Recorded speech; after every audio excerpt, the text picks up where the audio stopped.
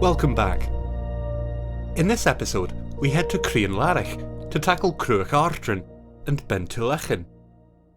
Take a walk with the founder of the Scottish Mountaineering Club, Naismith, and jump in our Delorean to Scotland's distant past to discover the origins of the Munros. If you find yourself enjoying the show, hitting that like button and subscribing really helps the channel to grow and to create more free content like this for you to enjoy. Anyone who's travelled down Strathfillan from Tyndrum on a clear day will have marvelled at Cruach Ardrain's shapely northern aspect towering above Crianlarich at the head of a deep corrie, with knobbly ridges snaking north towards the village. It looks especially magnificent in winter and is easily identifiable from afar, being the third tallest of the Crianlarich Munros after Benmore and Stop Binion. Its hidden twin Beinn Tulaichean lies about a mile to the south across an adjoining bealach and presents a beautiful sweeping cone when seen from Ardrain's summit. There's a plethora of ways in which these Munros can be attempted, including a remote starting point from Inverloch to the south, a particularly moist option that follows the burn up Inverloch Glen to gain the high bealach between the two hills. This may be the shortest, but for this convenience you will pay dearly in terms of boggy attrition. You also don't see much of the hill's characters from this approach, and therefore the more interesting approaches are from Crianlarich to the north. For experienced Munroists looking for a bit of airy scrambling, the northeast ridge offers a rocky tor to clamber over in Stop Gareth, and an extremely steep scramble up Cruach Ardrain's northeast face to the summit. The northeast ridge is gained by following the forestry road to its end, and then making your way up the rolling slopes of Stop Ardrain, the peak of the yellow corrie. The second top of the ridge, Stop Gareth, is an exposed tor that requires handwork, with a bypass path that's far from reassuring. A steep and intimidating climb up Cruach Ardrain's northeast buttress awaits, with plenty of exposure and exhilaration for the diehards. This is a fairly dangerous route in summer, and in winter a serious mountaineering challenge, so if you don't have much experience, it's best to leave this until you really know what you're doing. The less intimidating arm of Coire Ardrain, the northwest ridge, is a knobbly, undulating ascent towards the Munro that requires very little exposure or handwork. Grey Height, the terminus of the northwest ridge, can be reached from Crianlarich itself in the northeast, but given it involves fighting your way up steep, dense forest plantations that give a dimension to the phrase hellish bog I had previously thought impossible, I would strongly advise that you do not try. A far more agreeable approach begins at a large, yet easily missed, lay-by on the southern side of the A82, a mile or two to the south of Crianlarich. From here, a path takes you past the wood, under the railway, and onto a hydro track that leads up into the hills. As we'll see in the following episodes, this trusty track runs a good way into Coire Ardrain to a micro-hydroelectric scheme, and as such offers useful access for many of the nearby Munros. To get to Grey Height, this track is followed until the second of two minor turn-offs to the left, which leads down to a rickety old wooden footbridge over the nascent river Falach, and beyond this, the steep, grassy slopes of Grey Height.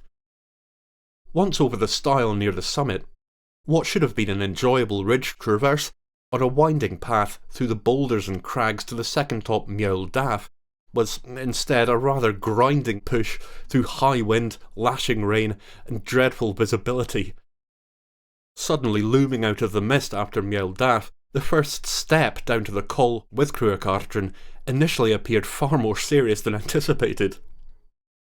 Thankfully, while steep, it's an easy downward scramble, and the following section, an exposed path above very steep drops to the east, can be avoided by traversing right over the two small tors on the ridge crest. Passing from the col onto Cruach Ardrain's west face, the path begins to suddenly bear upward at improbable angles over mixed terrain, with a couple of parts skirting vertiginous outcrops that those inclined towards general hill walking may find disagreeable. The actual exposure here is very modest by Munro standards, but the west face is without doubt the crux section of the hill in terms of sheer physical effort. Once its difficulties are surmounted and the south shoulder reached, it's a straightforward wander to the top, weather permitting. On my first visit, I made it as far as the south shoulder before 55-mile-an-hour winds and horizontal projectile sleet suddenly made a summit bid seem somewhat less desirable. I returned shortly thereafter to eschew the cumbersome ridge approach and attack Cruach Ardrain directly from the head of Coire Ardrain, its north-facing corrie. You probably won't find it in many guidebooks, but this route is really easy to break, simply following the forestry road through tall dense pines to a U-turn, where a path makes its way up grassy slopes to the upper corrie floor. Ah, the joy of every Munro approach, the ubiquitous bog. This is a major reason that we wear boots like these, and also gaiters, to stop the rain from dropping into your boots, or obviously water like this from bogs or marshes rising up over the tops of them. I'm sure you don't need me to tell you that this will improve the quality of your Munro outings no end, as once your feet are wet, you're really not having much fun.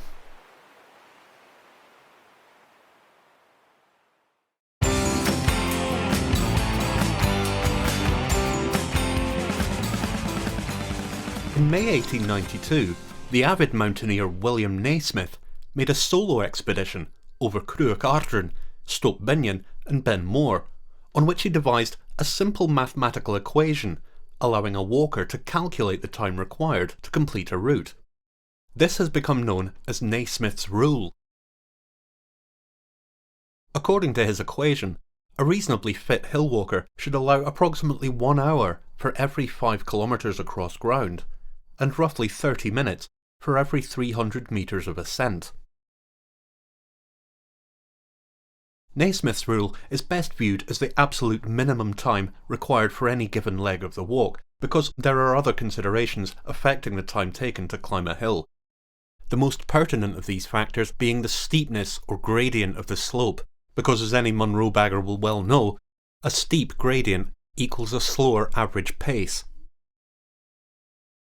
It's more of a rule of thumb than a scientifically derived formula, and for truly accurate estimations of the time required for a potential mountain expedition, you'll also need to understand and interpret the terrain, the map, and weather conditions correctly.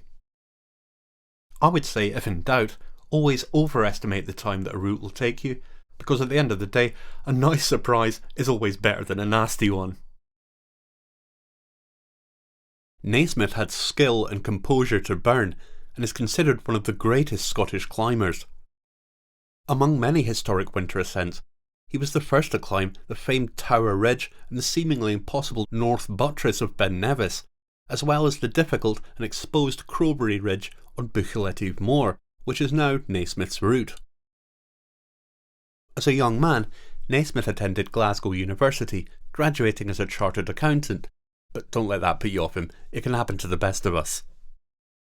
It was here in 1872 that Naismith's class received a lecture by Professor George Ramsay on alpine climbing.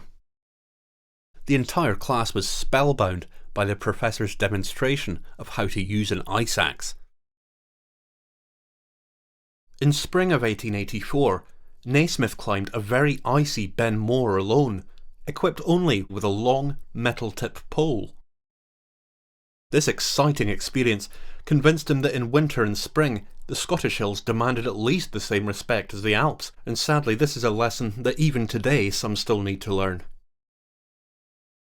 At the end of the 1880s in Scotland, those few who climbed the Scottish mountains were frustrated by a lack of communication with others of like mind. Early in 1889, a letter from Naismith was published in the Glasgow Herald, proposing the formation of a Scottish Alpine Club. It was an idea whose time was due, and answering letters quickly appeared, including those from fellow climbers Ernest Maillard, Gilbert Thompson and D.A. Archie. Following on from this exchange, the Scottish Mountaineering Club was formed in Glasgow on March 11th, 1889. While impressive facial hair may not have been a formal entry requirement for the club, as with any sporting association of the time, or indeed anything that involved fun, adventure, or an escape from the domestic chores, it was a case of no women allowed. Those less charitable than myself at this stage may point out that the SMC had a reputation, particularly in its early days, of being insufferably snobby and elitist. There were few more aware of this fact than the wives of many Scottish Mountaineering Club members who themselves actually wanted to visit the mountains on their own initiative. So they and other female climbers started their own club, which we'll look at in the next episode. Over the years, the Scottish Mountaineering Club has produced fantastic and indispensable mountain literature for climbers and walkers alike, and Willie Naismith is fondly regarded as the father of the institution.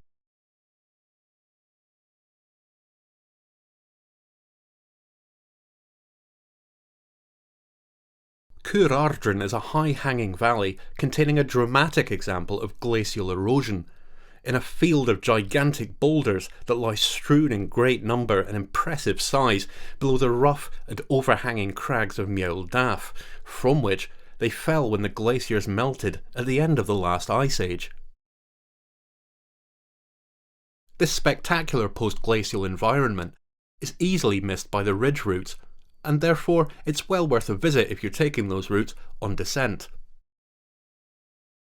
Once past the boulder field, make for a conspicuous standing boulder at the foot of Cruach Ardrain's north face, from where you'll be able to see how a steep but straightforward grassy climb takes you up to the col, bypassing the outlying ridges, which certainly gave me a great deal of satisfaction.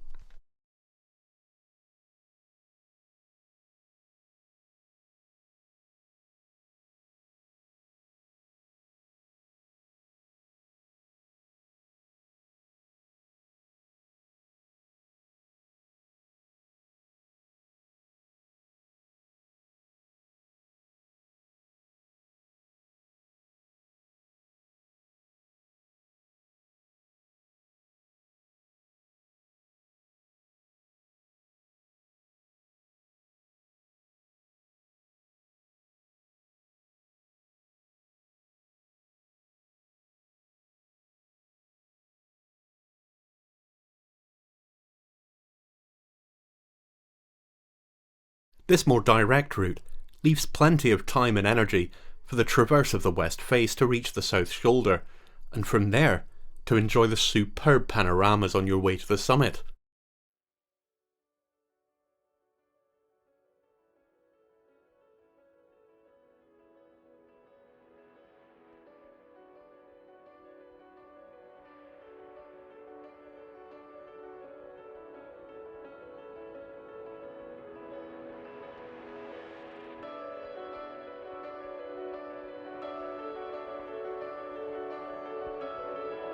Reaching the west top reveals Cruach Ardrain's true summit, flanked in the background by the gigantic twins of Ben More and Stop Binion for that extra ooft factor.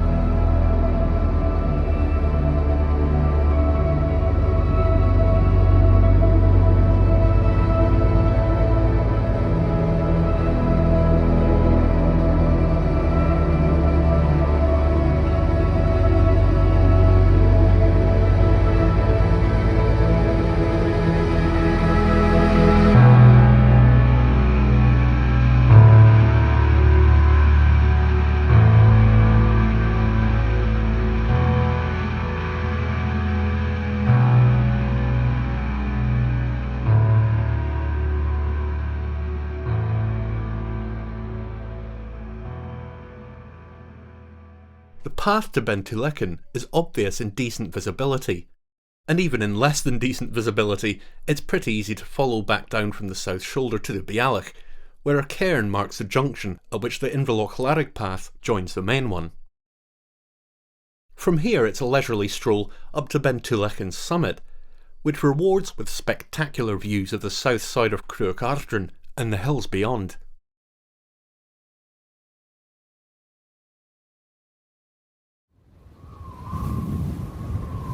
Well, here we are in the Bealach between Cruach Ardrain and Beinn Tulaichean.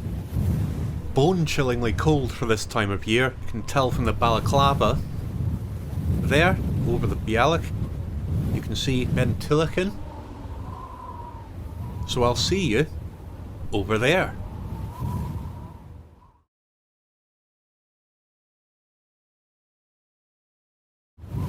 As we get closer to the summit of Beinn Tulaichean here, you can see that it's a rocky tor, very similar to Ancashtal, that Munros over there, that we'll be tackling in the next episode. These are quite characteristic of the Crianlarich hills, the rocky tors.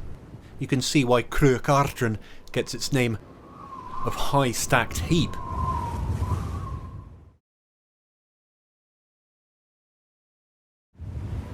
Over there you can see the return path that I'll be taking, contouring around these rocky ledges and grassy slopes. Hopefully it's as easy as it looks.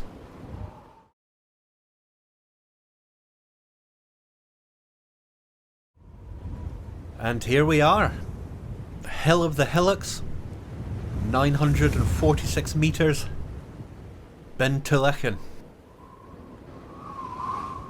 It is brutally cold up here, the wind chill about -17. Beautiful Cruach Ardrain back there. Have it.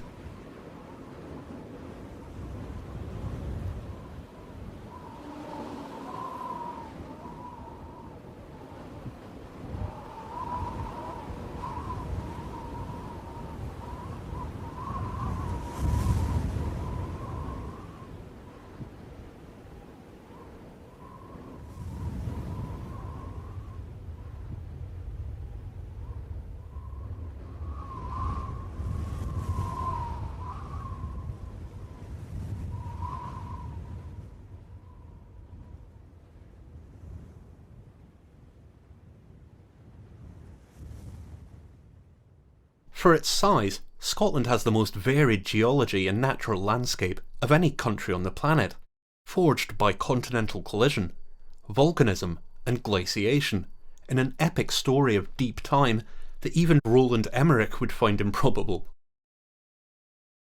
In the distant geological past, that which we now call Scotland wandered the southern hemisphere of the Earth before drifting to its present latitude, and in the process it passed through every zone of the Earth's climate, carrying an ever-changing cargo of plants and animals. Perhaps fittingly then, Scotland introduced the study of geology to the world.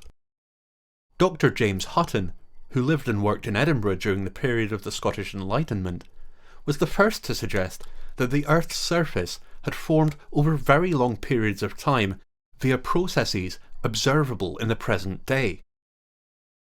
This key principle of geological uniformitarianism, easy for him to say, challenged the conventional scripture-based view that the age of the Earth stood at around 6,000 years, and specifically rejected supernatural causation, that is, divine intervention, as an explanation of natural processes and formations. Publication of his groundbreaking, I'm here all week, Theory of the Earth in 1788, and yes, this is the front cover of the journal. Come on guys, at least make it look interesting. Secured him enduring recognition, and he is today seen as the father of modern geology. Hutton realised that the geological story of Scotland, and the Earth itself, was recorded in its bedrock. He saw that in observing exposed rock strata, one was looking back in time, with each layer a distinct record of an epoch when it was on the surface. This astonishing revelation left many rather light-headed, with John Playfair, who accompanied Hutton to the now famous Sicker Point in Ayrshire, remarking, "The mind seemed to grow giddy by looking so far into the abyss of time." We now know that for hundreds of millions of years, continental landmasses have moved across the globe, coming together and parting in a multitude of configurations due to the shifting of tectonic plates. As a result, rock masses hundreds of thousands of square kilometres in size broke away from the main continental areas and crashed into adjacent landmasses, linking areas which had had no previous association. 520 million years ago, what is now the UK was separated on two distant landmasses. The north of Scotland was a small part of Laurentia, and England, Wales and Ireland were on Avalonia, an island of the larger continent of Gondwana. Over hundreds of millions of years, plate tectonics led to the two areas eventually becoming joined to form the supercontinent of Pangaea. What would become Scotland and England, originally on opposite sides of a vast ocean, were now joined along a line known as the Iapetus Suture, along which today Hadrian's Wall runs almost parallel. What's the chances of that, eh? It's almost as if someone had put them... Oh no, wait, no. The bedrock of Scotland had drifted across the surface of the planet like a great arc, constructed not of wood but of stone, and driven not by the tides and winds, but by the movement of plates on the Earth's surface. Its varied cargo of plants and animals had to adapt to the changing environmental conditions or die out. Evidence for deep oceans, arid deserts, and tropical rainforests, yes, really, are all to be found in Scotland's geology. The Munros we climb today were created in this cataclysmic collision between the two continents, an event known as the Caledonian Orogeny.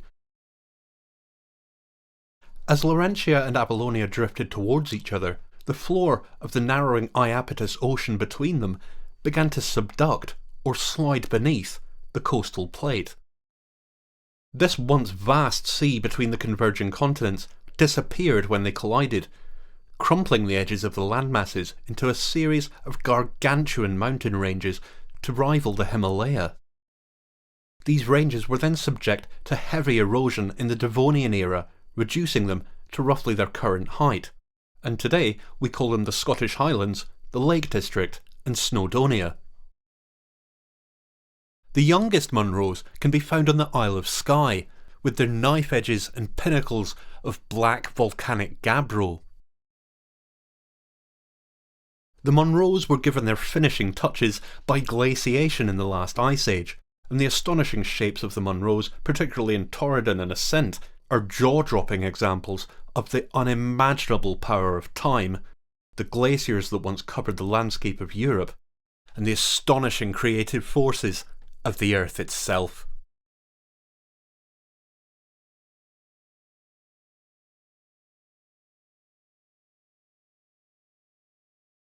Thanks for watching. If you found yourself enjoying the show, hit the bell icon to see new episodes as soon as they arrive. Next time, we take on another of the Crianlarich Munros as winter comes to Ancashtal. Until then, enjoy your adventures.